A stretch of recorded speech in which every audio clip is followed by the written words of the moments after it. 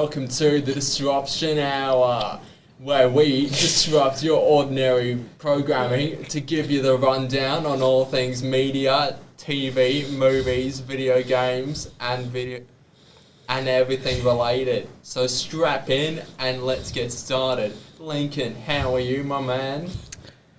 Thanks, Jasper. That was a great introduction of what we roughly do. Hello, everybody, and welcome to the Disruption Hour. My name is Lincoln, and this is Jasper, and welcome to the Disruption Hour regularly scheduled programming. So, how are you? Great. I'm fantastic. Are you traumatized from my Bogan Aussie accent? I mean, on a scale of boganness, you could have done a little bit better. How so? Because you bloody got to get right into it, mate, you know? I felt I got right into it. You're all right, but, like, there's a little bit more, no. Like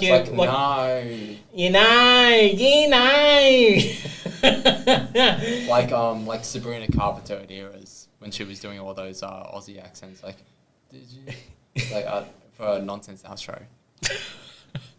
I didn't actually hear her doing those accents, but let's get a great example of an American doing a Bogan accent, and let's call that a better Bogan.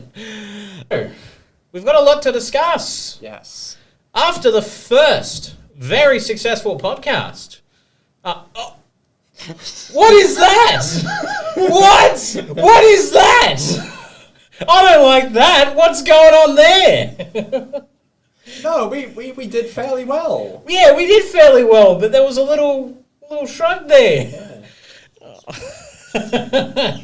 We did fine for a very first episode. Yeah. I think we did very well. Yeah, we had a good pilot. Yes, we had a very good pilot. If only we had called it a pilot. Well, yeah, first episode of anything is called a pilot. Yes, yeah. But, you know, this is a podcast and this isn't a TV show. No. Even though that we are creating one. Yeah. My God. Isn't that cool to say? It's very weird for you to do ASMR. Oh, I could go a lot more quieter. Oh, I can change volumes, baby. All right. So, yeah, we did very, very well. The number of views, a lot better than the series currently, the current latest video on our series, which is interesting. We had a lot of views come into the first one, which I thought was quite interesting. It shows that people, you know, might be interested, maybe not. I think they like to put a face to the minds behind the shorts. Yes. So that's probably why it did well. Yes. Like, I want to see what makes these psychopaths tick. Us? Are we the psychopaths? Absolutely. Oh, yes. We are the psychopaths. That could be the production company. Instead of disrupting, it could be like, disrupting psychopaths. When you run your own production company, I will leave you to all the naming accreditation there, Jasper. So we've got a lot to discuss. Oh, the shorts, they did really, really well. For the first time actually doing shorts on YouTube, about 6 or 5 of them. Wow, that's a really weird way of doing that. 5 or 6 of them got about 400 plus views. Yeah. Now, one of them was about us getting into a little interesting sort of debate over the TARDIS, whether it's infinite or not. Yes, I would like to make a correction to the audience. Ooh. And a slight apology. I say slight because it's not a full apology. Yeah. It's not like a YouTuber apology. Oh man, could we? I'm the CEO of this company, and I'm gonna make you apologize. Should I model it after a YouTuber apology? Oh, as long as if you show your little tears, that's all fine to me. Oh, I physically can't cry. Wow. I can actually. Okay. I've been doing it fairly recently. Fair enough. Yeah. Fair enough.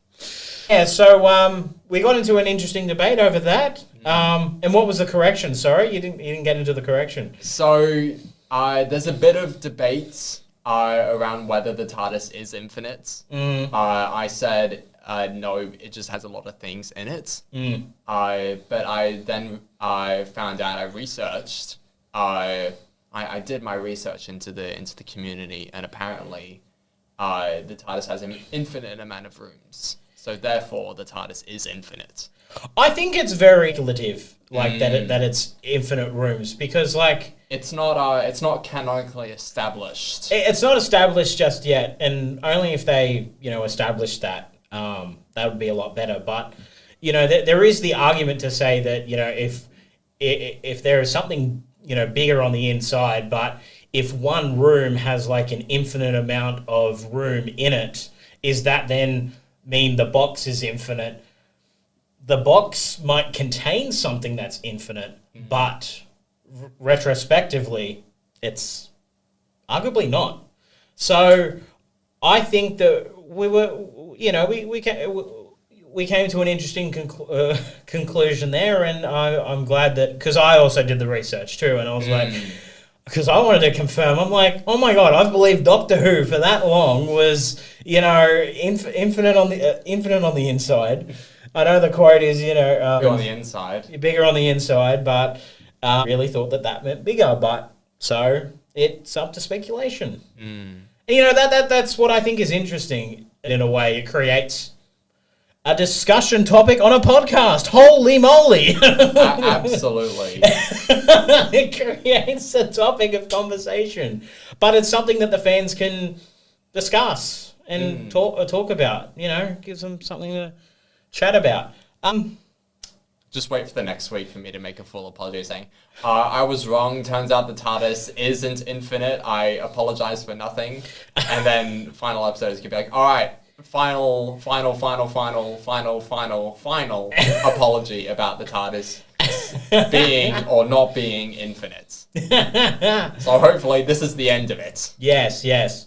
Well, one of those videos did quite well, was a question on whether we should turn this podcast into a karaoke. Oh, yeah? And I'll tell you what. Did people say yes? Well, the likes give us a yes. Yeah. We got more likes on that little short over anything that we've ever done ever. So let's just sing our thoughts. Let's just sing our thoughts, baby. Well, look, here's what we'll do. Start clicking our fingers, start doing like a little bit of Jets and Sharks from West Side Story. Oh yeah, turn this in the bloody Broadway and just fucking, go, oh, my name is... That's a very interesting name. Because I didn't get to the name, fuck me. Oh, I'm like, what name did I say? My name is... a smooth bass line. My name is Smooth Baseline. How are you? We also got onto an interesting discussion on Marvel and the current downfall trend that it's currently facing, and its current resurgence. That's an interesting one, because or to tie it back to Doctor Who, regeneration. Maybe, because it was recently announced that Disney, in their recently announced quarter, they had lost $20 billion. $20 billion? Yep. Seriously? They only made a profit of $736 million, if that is... oh no, only $730 million. What are they going to do? Well, they promised... they said that they were going to be a lot more profitable, and... they did not meet the expectations that they were going to deliver. And they failed to meet them. And so shareholders are now scared about their money. Wow, shock horror.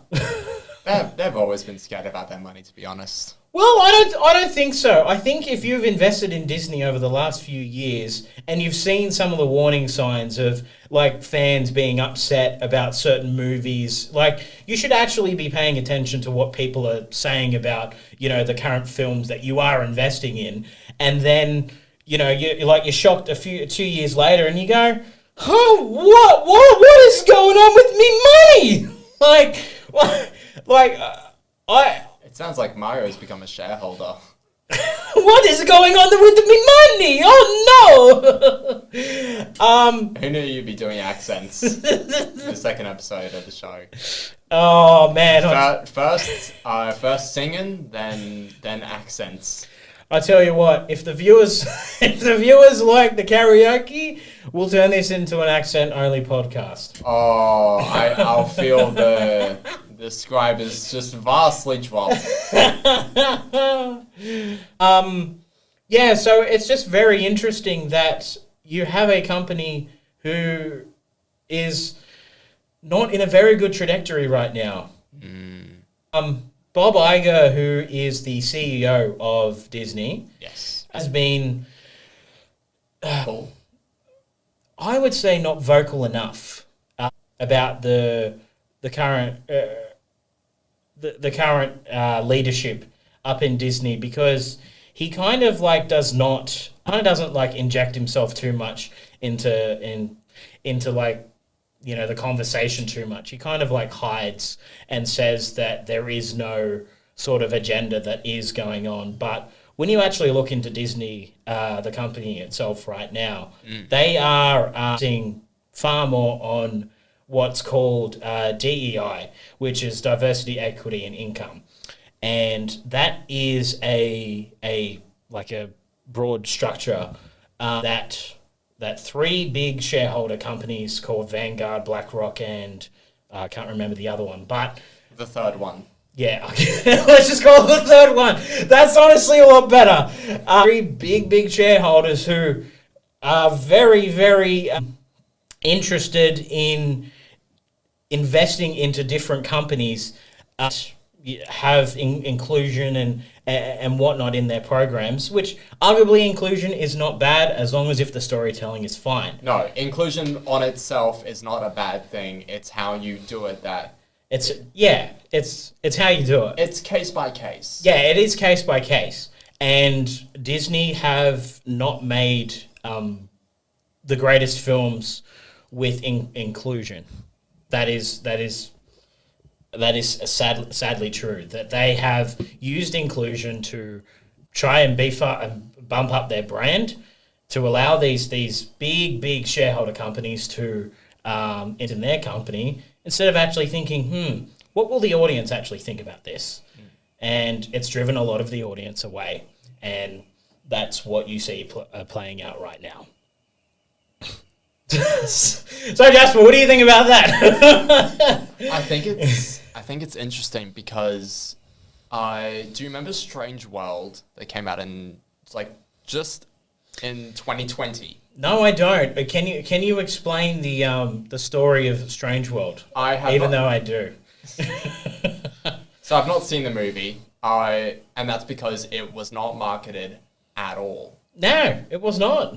It was hardly marketed. Hardly any people know about it. Yeah. It had all these diverse groups. It's like, I believe you had like the first kind of LGBTQIA plus lead. Yeah. But rather than, and it was an original plot, no sequel, nothing connected to any existing franchise. It wasn't a Toy Story, it wasn't a Star Wars, it wasn't a Marvel project, wasn't anything like that. It was entirely original. Yeah. They just kind of chucked it either in cinemas or on Disney Plus, with no fanfare, no marketing, and they could go for that. They could experiment and do something new. You have to actually tell people about it first before just kind of throwing it and seeing if it goes well. And it didn't, obviously, because you released it during COVID when no one is going to cinemas. Yeah. And even if you are not releasing it in cinemas and straight onto Disney Plus, you need to actually tell people about it. You need to create some kind of marketability for people to know about it. Because if you just chuck it and don't tell people, they won't know. Yeah, exactly. And there was another one that was interesting, Elemental, which was around the time when The Flash got released.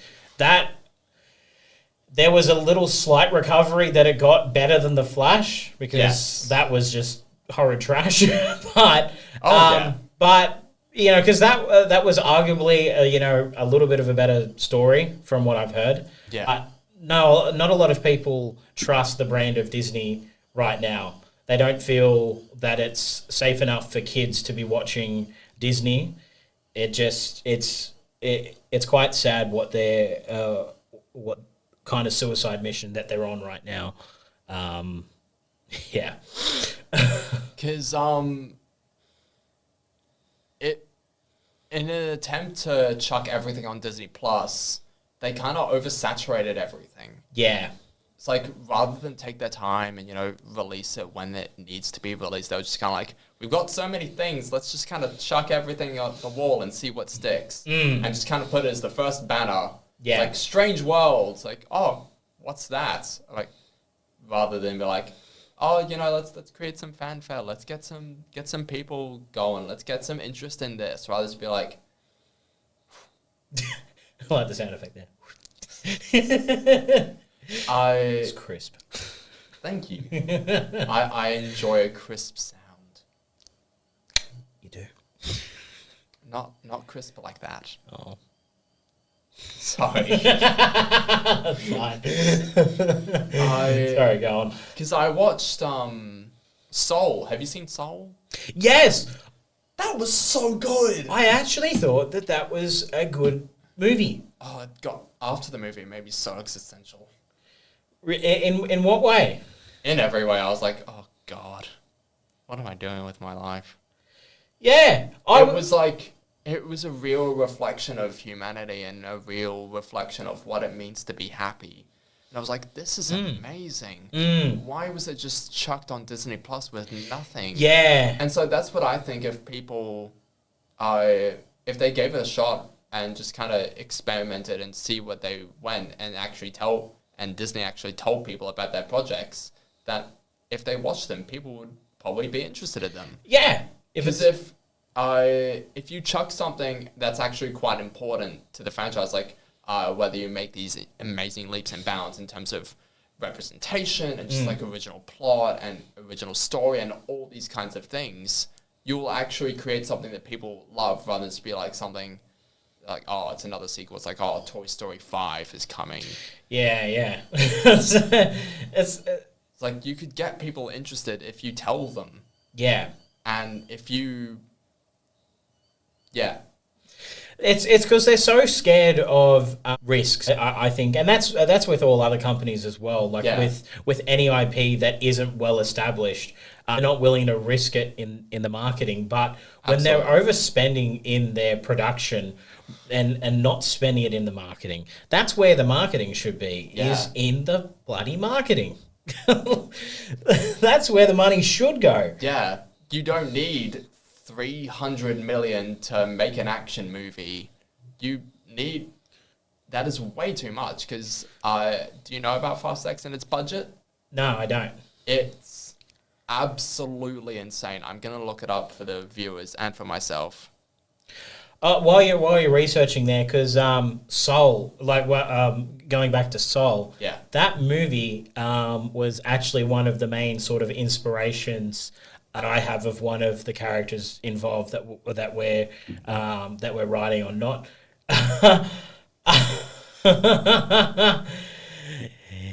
So I'm gonna let you guess what the budget was for Fast X, which I was very disappointed that they didn't say that the tagline wasn't "Fasten your seatbelts."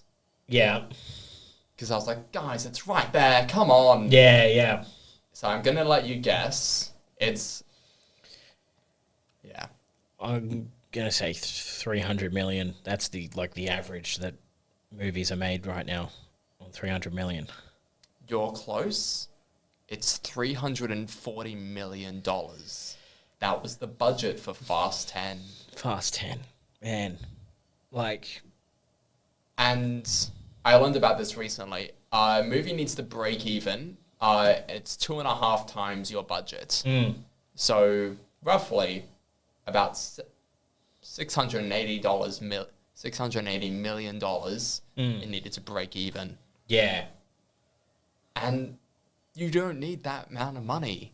And that was I haven't seen Fast 10. Me neither. I will say, but a lot of the audience did enjoy that movie. And if granted, Jason Momoa is the main thing they enjoyed. Yeah, well, yeah. It is Jason Momoa. Just Jason Momoa. Jason Momoa, next podcast guest. But I think that I never raised it, and I only thought of it afterwards from the first podcast that Fast and Furious series overall is a good experience for fathers and sons to bond over. Wait, why is that? Wait, what? I'm gonna see where you go with this. Wait, how is that funny? Fathers and sons bonding together, like that. Wow, holy Jesus, that's not even sexual. That's wow. No, I didn't think it was sexual until when I said bonding. No.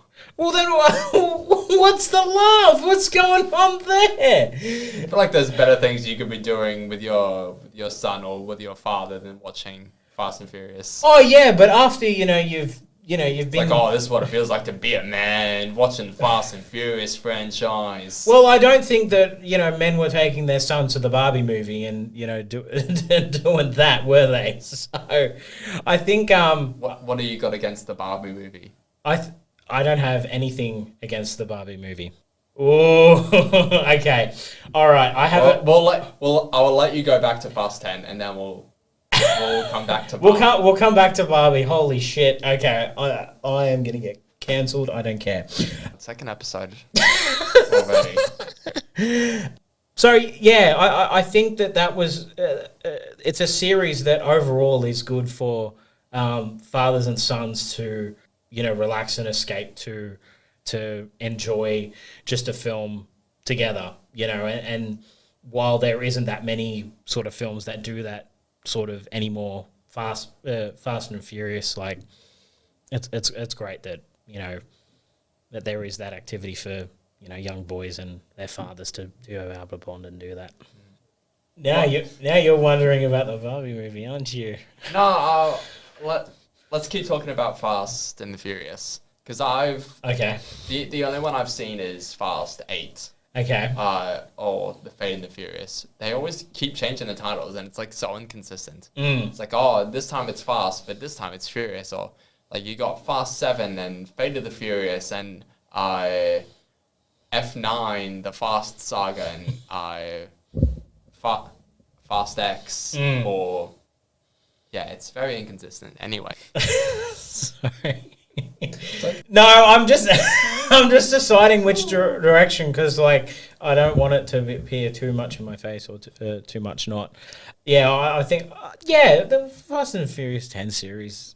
10 series? Oh my god, no! Fast and Furious series. There's 10 entries in the franchise. Yes, but the series that I've just called Fast and Furious is not Fast and Furious 10. No, the series isn't called 10. 10 out of 10. That's what it is. 10 out of 10, top quality. Yeah, no. So you're probably sitting there wondering about the Barbie movie, I guess. Yeah. Did you enjoy the Barbie? I watched it in cinemas. I thought it was quite good. I thought it was very colourful. Oh yeah. I thought the colourful and existential. The production was very good overall. Everyone killed it. The performances, including like Ryan Gosling, being funny, and Margot Robbie, and America Ferrera. I did have a little problem with America Ferrera's little speech that she had on for like 5 minutes in that movie. It was a little bit too sort of preachy. I just think that they could have done that obviously a lot better. I do think that it does speak to a lot of the experiences that women do genuinely go through. Yeah. But I think and it is unfortunate that they go through those experiences. Of course, yes, that's to be stated, and that, you know, it's terrible. But, you know, there is a much better way to deliver that message, not in a, you know, meant to be comedy movie, because it was meant to be comedy, right? Well, a good comedy always has that balance. Have you seen Muriel's Wedding? No.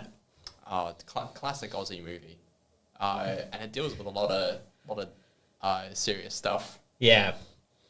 Yeah, a good comedy always balances it out. That's to enjoy. That's why you need comedy and drama. It's like to enjoy the moments and also feel the moments. Well, yeah, but my only problem with what was going on in that scene felt way more like that that the delivery of it was just not rightly sort of fitting. Yeah, that's all I'll say on that. Okay. Yeah.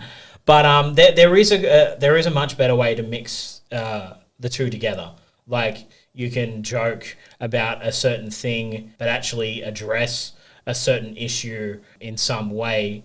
But it's all in the dialogue, and that felt like a very sort of clear message. But I will say the ending I didn't sort of like as well.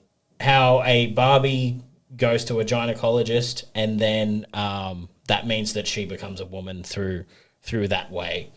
I was just like, okay. I think she was already a woman before then. Exactly. I would have. You don't need to go to a gynecologist to say that. Gynecologist. Yeah. Is it gyna or gyna? Gyna. Okay. So gynecologist. Yeah. I think that she didn't have to go to a gynecologist. It's not her big emotional moment. Oh no, yeah. She was already feeling the existential thoughts about what it means to be a woman or a man in society, because you know, it's about everyone. It's like how the patriarchy affects women and men. It wasn't like solely about one thing. It wasn't like, you know, bashing on men or anything. It was more like bashing on the patriarchy. Yeah. That's why people say, oh, Barbie, it bashes on men. And so you guys didn't watch the movie then. That's my take on it. Yeah.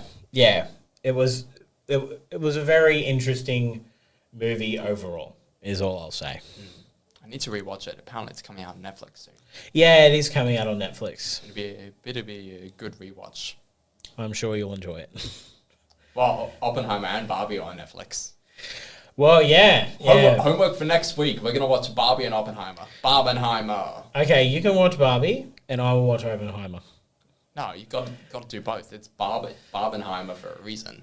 Well, when I saw the both of them, I didn't collectively see the two of them at the same time, even though, you know, you had to kind of see the two of them. I mean, I didn't see them simultaneously. I wasn't like, you know, ducking in between cinemas. Yeah, no. But like you saw them like after So which one did you see first? You saw Barbie? I saw Oppenheimer first on the Friday. Oh, so you did Oppenheimer. Yeah, but I saw Barbie on the Monday. Okay. Because it was good timing. Yeah. So I saw Oppenheimer with a friend and Barbie with another friend. Yeah. Her birthday. Oh, okay. Yeah. I wish that movie crossed $1 billion. That was so close to Oppenheimer, yeah. It still did very well. It did very well. I just wish it crossed $1 billion, because it was so close to breaking $1 billion. And that would have been Christopher Nolan's first $1 billion film. I think it was his highest grossing. Yeah. Maybe. I'm not sure. Yeah, it was his highest grossing film. Yeah. Yeah. And it broke a number of records. It did. It broke a lot of records. Yeah. Also for the length of time. Speaking of time, it had the theory of relativity master Einstein in it. Yes. I thought that was a very good cameo. Like, you know, Oppenheimer was just full of cameos. Well, yeah. And it worked for everyone. Yes, and it worked. That's how you do cameos. Like, that's how you do cameos. The Flash movie. That's how you probably do cameos. Yeah. Rather than just have like dead actors be in CGI, rather than get actual, people who are involved. Like, why didn't you get Grant Gustin in for the Flash, even though he portrayed the character for like 10 years? And it was the Flash for like so many big This is my moment, okay? I'm getting so passionate about it. Like, why the fuck didn't they get Grant Gustin in to do a cameo for the Flash movie? Even though Ezra Miller was in the Crisis on Infinite Earths for the CW for their Arrowverse. Yeah. And it was like a surprise cameo. No one knew about it. Yeah. And like, why the hell didn't you get Grant Gustin in, who played the character for like 10 years? Yeah. Had some of the biggest emotional moments in the show, completely eclipsing Ezra Miller's Flash emotional moments. Well, they couldn't just get rid of him after when he assaulted an old woman, threw a chair at her, and then Kidnapped someone. Kidnapped kids. Yeah. That was how does a production company not look at that and go, do we want that guy representing our movie? No one liked Ezra Miller. He looked way too much like Grant Gustin, and he just did not have the charisma that Grant Gustin had. No. And even now, that was your perfect opportunity to get rid of him. Bring him in. You've already spent so much millions of dollars already on the budget. What's a few million more? Because hell, if you replace Ezra Miller with Grant Gustin, sure, extra couple of million, change everything, just to have him in it. Don't change a thing in terms of screenplay, action moments. Yeah. I mean, rework the final act, because that was atrocious. Or maybe the dialogue to include references and things here and there from the show and whatnot. That's, yeah. Very minimal dialogue choices. Fix what needs to be fixed. And then you can just make bank. Yeah. Rather than just be like, no, let's keep going. Yeah, no! Fix it. Let's go with now. Let's fix this dying franchise and be our heads in the sand while we're trying to say that this movie will succeed and bring in Andy Serkis. Like, man, like, he directs horror films, not a superhero film. That was not. He didn't direct The Flash. Who was he? Who was it that directed The Flash? It was Andy Muschietti. Muschietti, yes. Yeah, from the It movies. Yes, yeah. He directs horror films, and those CGI looking motherfuckers looked like horror things. Like all the babies in the microwaves. Oh! What the fuck was with that? Like, why don't you just have a moment of the Flash catching criminals, rather than just be like, yes, or feature more of the superheroes instead of babies just falling from a hospital and the Flash is eating a fucking hot dog. Like, it was, oh my god, that scene was fucking atrocious. I couldn't believe it. That, like, he literally, he sees his fucking foodometer, like, fucking thing, and he goes, I'm hungry. Goes to eat a fucking hot dog, and then all the kids are just magically saved through the most garbage fucking CGI I've ever seen in my entire life. See, the first part I get, because the Flash has a very fast metabolism, and he needs to consume, like, according to the show, he needs to consume about 10,000 calories a day. Yes!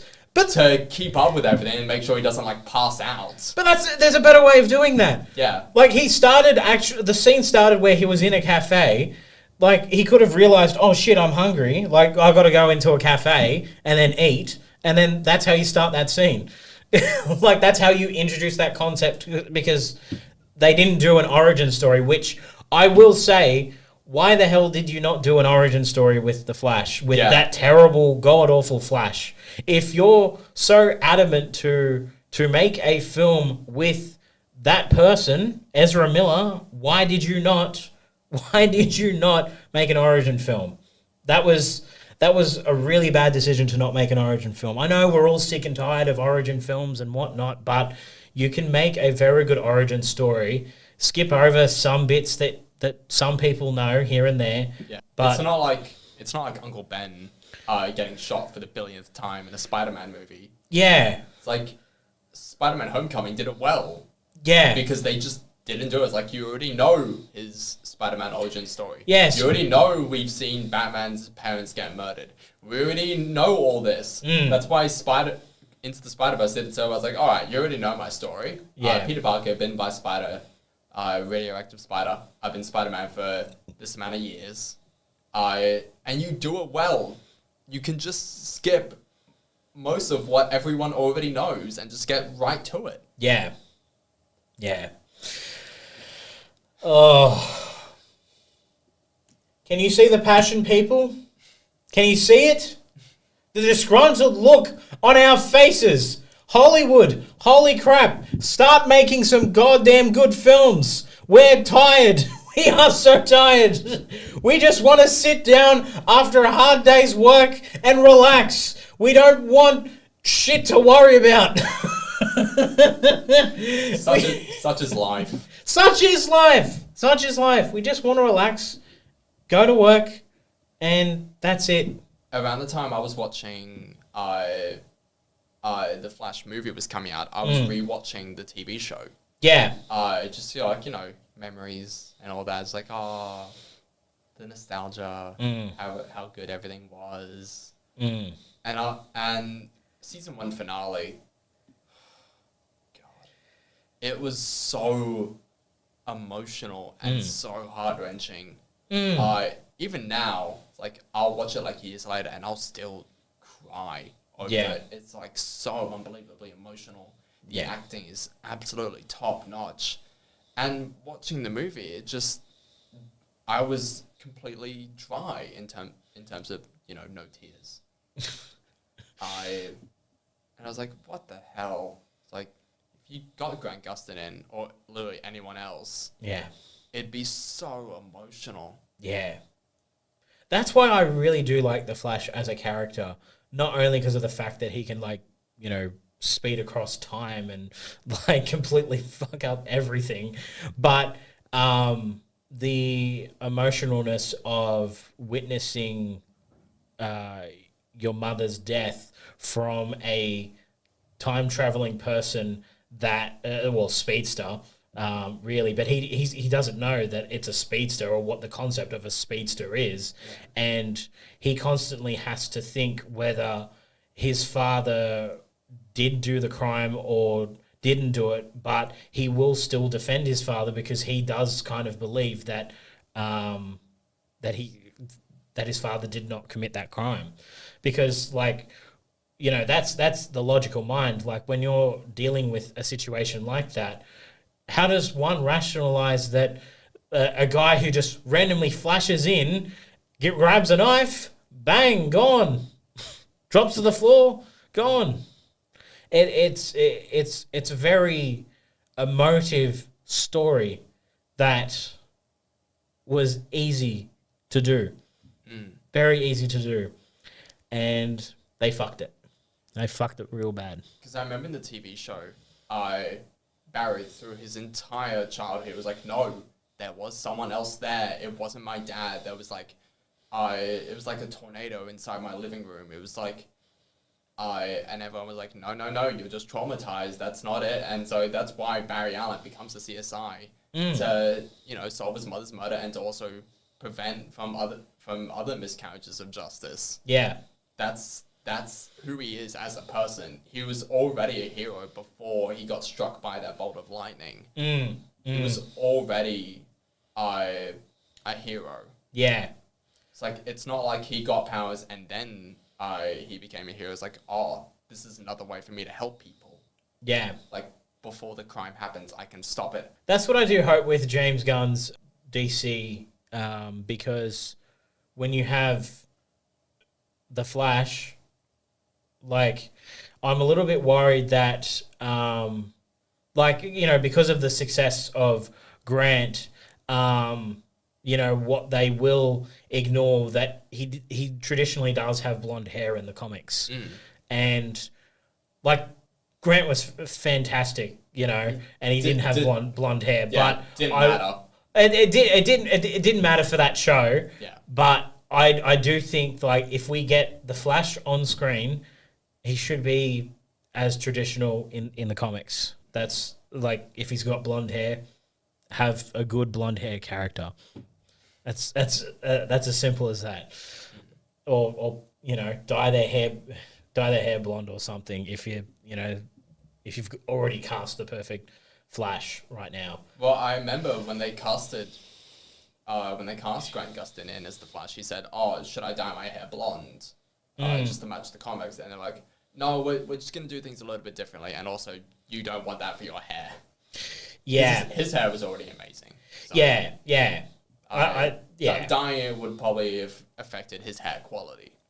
Yeah, I don't think he would have looked great blonde. Yeah. He already looked amazing. Yeah. Like just as is. He was as is. Yeah. Good.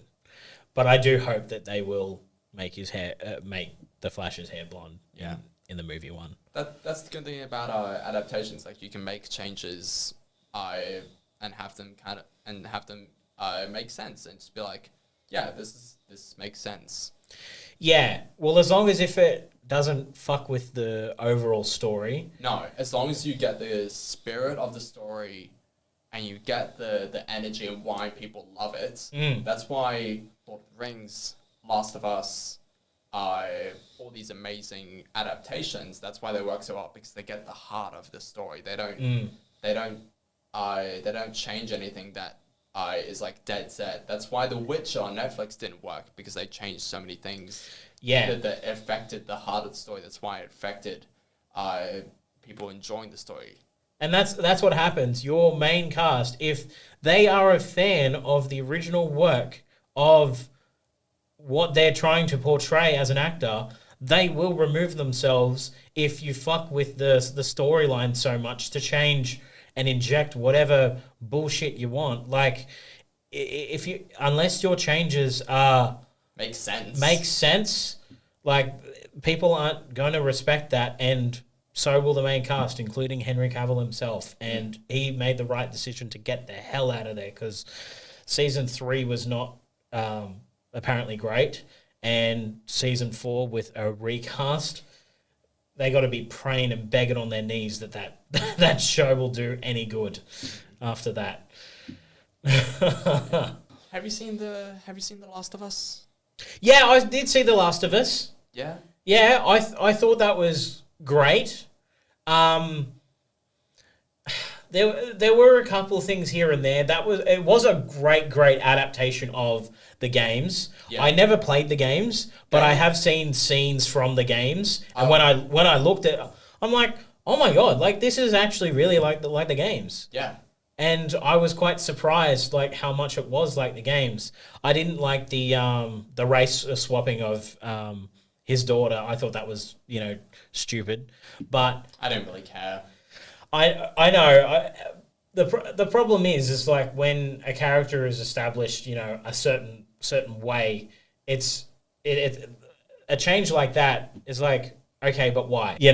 Like, okay, all right, let's make the daughter black, but why? Why did she need why was the change to black? There's nothing wrong with the change of black. It's just why. And like there's no explanation for or anything. It's just weird. Did it feel a bit too trivial for you? Well, it's just with anything, like if you have a source material and it says this character is white and this character is black, and if some other director comes in and says, hey, I really want to adapt this thing, and you go, oh, okay, all right, let's make business, let's make a movie, let's make a production. And then they start to say, well, I don't really like that character being white. How about we change it to 2 black men? Or let's change the black character from being a black guy to a white guy. It's an unneeded change. It makes no sense. I don't like race swapping. Race swapping makes no sense at all. And The Little Mermaid was a great example of that. The way I see it, it's like, especially if it's like a original project, if it's, if it's not historical, if it's historical accuracy, fine. I get why the controversy is that has happened. But if it's like an original project, if like there are mermaids swimming in the ocean, going up against a witch who can take away your voice, doesn't really matter that much in terms of accuracy. Well, but it was that, like, Disney's Little Mermaid was based on a fictional tale that was drawn very up. dark. It was dark, but like came up with years ago. Like that's a very old traditional story, and that character was white. If a black person came up with a mermaid-like story before The Little Mermaid and then had a little black mermaid or something like that, then sure, okay, you've got an original IP and you have a little black mermaid. That's fine. But when you directly change the source material, that even if it is fiction, it makes no sense. And the box office performance of that movie does show on that. It was unfair, Halle Berry, to go through that experience. Halle Bailey. Yeah, that's right. Yeah, I'm sorry. I know they're quite. I know you get switched up about the names. You do. It was very unfortunate for her to go through that experience of, like, people saying, "Oh, you shouldn't race bait and stuff like that." But if I was signing up to play a role, like, let's say Soul was going to be made into a film, like a live action, and who do they cast? Me. Yeah. I think that's a bit different because it more reflected the Soul was more about the culture. If they want, it's like, take for example The Color Purple. If they wanted to do an all-white remake of that, it probably wouldn't work because The Color Purple was specifically about African Americans and their experience. Exactly. And so if it's comparing, it's like The Little Mermaid, it's a little bit different because it doesn't affect the quality of the story. The story is still there. You're just changing details. I thought I heard something. I thought I heard something too. Yeah. If you're changing details that don't affect the quality of the story, and just like differentiate yourself, I'm all for it. I'm a lot more wholesome. It's like, yeah, you guys can do whatever you want. Just Yeah, like it's fine to think that overall, but I do think if someone has written something some way, and especially like. I know, like, why does Lincoln care so much about The Little Mermaid? It's about the principle of, when someone makes something that was made years and years ago. I can't remember how long ago that story was made, but it was like... I think it was like the 16th century or something, so... Yeah, 16th century. And imagine if someone like Bob Iger time traveled into the past and said, "Hey, I want to really buy your movie, and I want to make a character black." It's like, wait, what? But my character is white because all I see is white people. Like, that was all that person experienced back then. So I think it was you want to make it accessible for everyone, and so, like, it's good to have that representation. It's good to have those kinds of characters, like, brought into the spotlight. Because if you bring it in, but do a shoddy job of it, that's where we get bad representation from. Yeah, is bringing these demographics, bringing these people in. It's like having these diverse opinions and everything. These lived-in issues, these cultural issues. These cultural differences, and have these really amazing kind of stories that they can tell and do a shoddy job of it. That's where you get bad representation. Yeah. And you know, that like that movie was like her performance was fine overall. Like there was like she can obviously sing, and you know, there's nothing. Yeah, they didn't get someone off the street to do it. Yeah, yeah. They got got their person for the job. Yeah, yeah. But it was like there were a lot of other terrible things about that movie. You know, we kind of addressed it a little bit last week with Awkwafina. Her singing was not the best in that film. No. You know, we were talking about, you know, Ariel's singing is great, but Awkwafina, oh, God. But yeah, so let's divert. So let's diversity. I knew you'd like that. So let's on a similar sort of subject, Deadpool. Now, some people think that this film will be arguably the savior of Marvel because Marvel is in a hellhole right now, a hole that they've dug for themselves, and apparently this film is going to save it. Jasper, do you think that Deadpool is the savior of Marvel right now?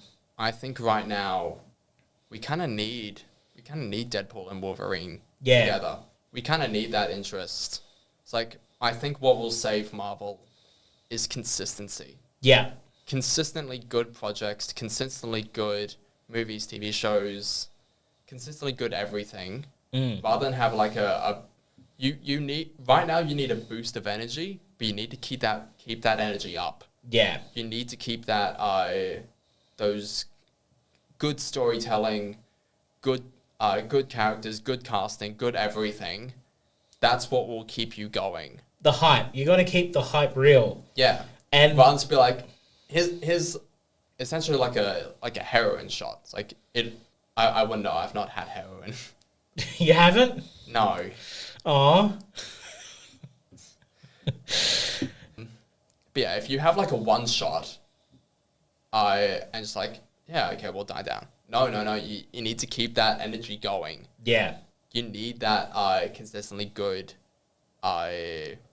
storytelling going. You need to keep that level of interest up. Yeah. You need to keep that level of energy going. You do. You certainly do. And like, I think it could be. It very well could be the savior of Marvel. May very well be.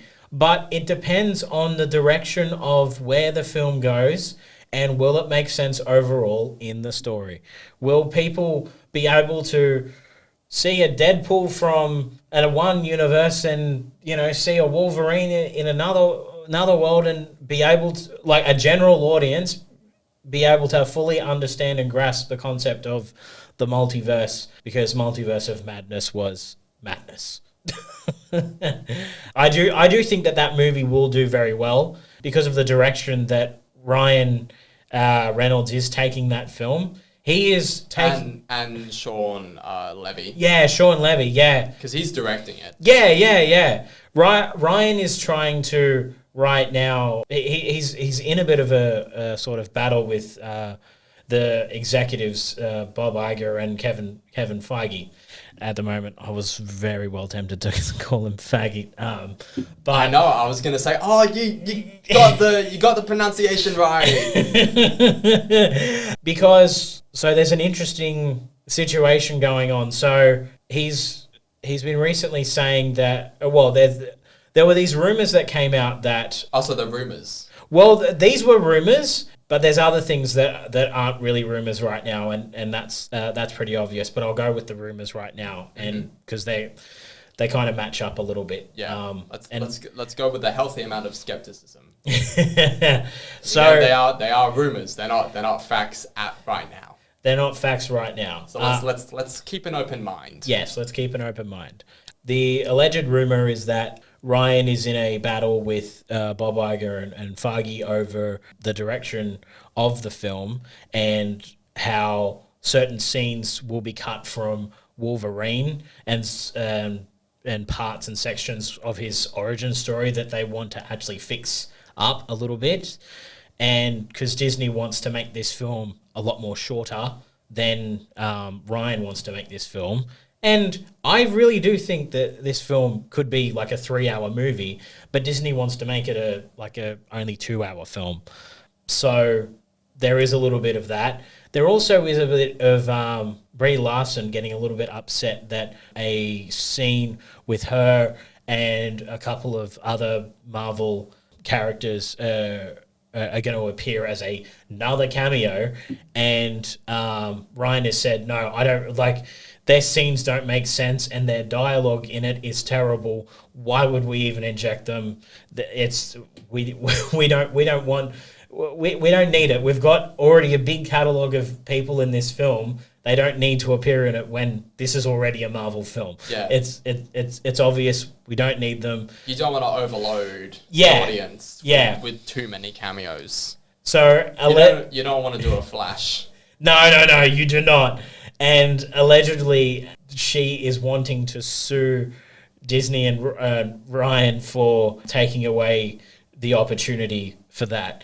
So that's the rumor part that I don't sort of believe the whole suing bit. But when I think at least in regards to that, I think people love to just kind of dunk on Brie Larson. So I'm just like, let's actually wait. You know, I feel like it's the cool thing to do to hate on Brie Larson or any kind of actress or just anyone. Yeah, I feel like it's the cool thing to do right now. So let's just wait and see. Let's hold off on put down our pitchforks for the moment. Yeah, put down the pitchforks for the moment. You don't need to be that upset right now. Get out the marshmallows. Grab out the marshmallows. Relax. It's okay. That's a good motto. Put down the pitchforks and pick up a marshmallow. Yep. We should bring some marshmallows in. Oh, maybe we should bring in a firelighters and start a campfire. How does that sound? Oh yeah. Sing the campfire song from SpongeBob. Oh, how does that go again? Hey, you have karaoke, get baby. Yeah. Okay. So the chorus is CAMPFIRASONG song. CAMPFIRASONG song. And if you don't think that we can sing it faster, then you're wrong. But it will help if you just sing along. CMPFIRASONG song. Patrick. Song. CMPFIRASONG. Patrick. Squidward. Good. It'll help if you just sing along. Well, now you're talking to me. That's not part of the song? No, that's part of the song. Oh, okay. So because I was like, I don't know the lyrics. Like, wait, what? It would help if I jump along, but I don't know the lyrics. We almost are going to wrap up here, but there is just a little thing more to say that... Now, going back to the conversation before we just had a little mini karaoke sesh there, we'll address some things that are actually going on. So, Taylor Swift is going to... If the race swapping didn't already ignite things, this is... Okay. Taylor Swift is going to be in Deadpool and will be playing a character called Dazzler. And Dazzler is a character that is a blonde girl that sings pop songs. That is totally fine. I have no problem with that. In fact, I think that's a perfect cast. And also, Ryan Reynolds is good friends with Taylor Swift, so that does make a little bit of sense. Yeah.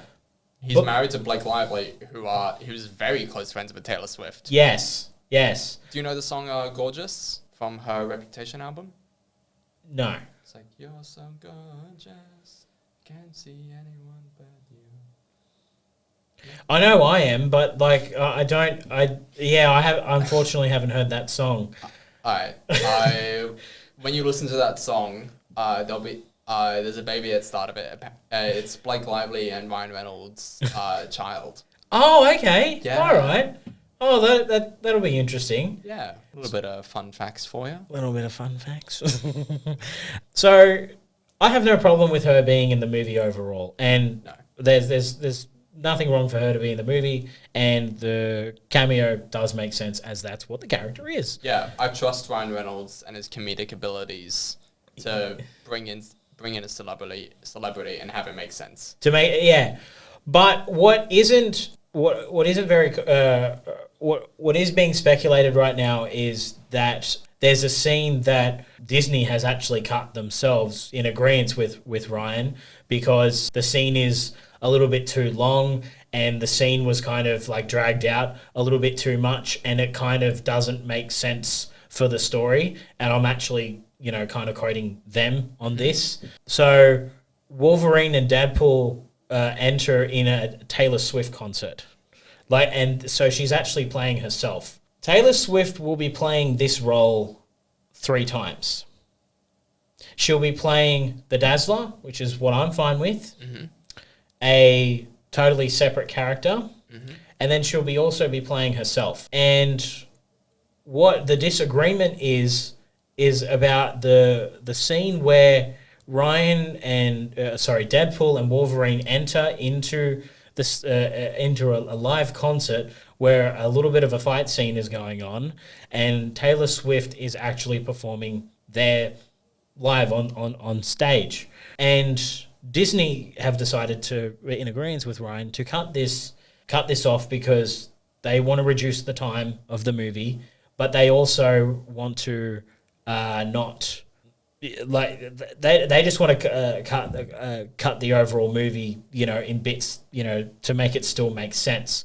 But Taylor is actually a little bit upset that scene is cut off a bit, because she believes that overall that Marvel fans will just instantly want to go more to Taylor Swift concerts after watching such a scene like that, and will instantly become like a Taylor Swift fan or something like that.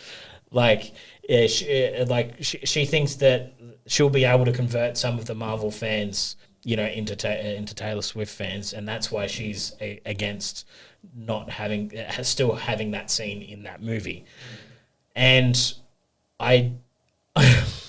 there's many different aspects of it. Like, obviously it makes business sense why Taylor Swift has that view, because, well, she's going to get a lot of business out of it. But there is that thing of, well, you appear twice in the film. You really don't need... Yeah, you've already got business already by being in it. And you are a very successful person. You have your own private jet. You're a billionaire. Yeah. I think you're doing okay. Yeah. The Marvel fans are not really the right sort of audience to convert to you as much as you want to. It's a weird ploy that she's trying to do. But, all power to her. I don't think anything wrong of her. She's very successful, and go women. From what I've seen, she is a lovely person. Yeah, she's a wonderful, wonderful human being, and God bless our souls.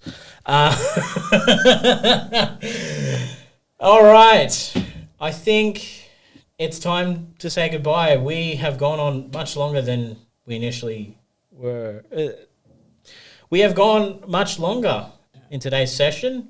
I think that's it, guys. I think we've done another fantastic podcast. Swiftie fans, please take it easy. Bit of a spiky podcast. Yeah. But next episode, let's go into the wholesome energy. Let's talk about why good representation and all that. It's like good narrative choices and good representation all around. Yes. Next episode, a lot more wholesome. I think actually, that'll be a good topic, because we can definitely break into how we are going to do representation in our story and how we're going to make representation great again. Alrighty, thank you.